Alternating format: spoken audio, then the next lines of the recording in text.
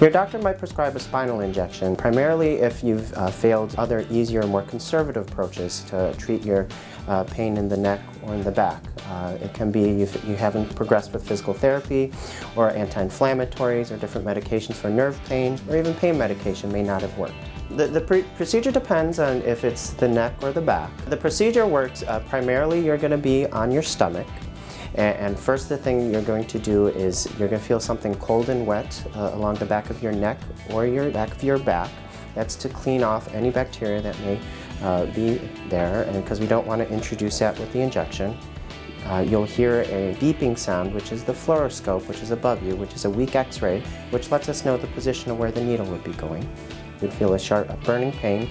That's associated with the numbing medicine that numbs up the track of where the needle goes. After a minute or two, you start putting down the actual needle that's used to introduce the medication. And you'll feel a little bit of pressure, maybe a sharp grinding pain that's associated when the needle gets close to the targeted area. There are always risks with any sort of procedure whenever you break the skin, be it even a vaccination in your arm.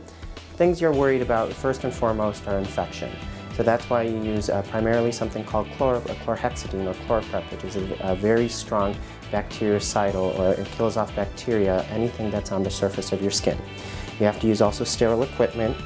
Primarily, you also the person doing the procedure needs to have a face mask on so you don't sneeze or cough or introduce any sort of bacteria where you're going to have the injection. Excluding that, there are also some risks associated with the procedure itself, depending on what kind of injection it is.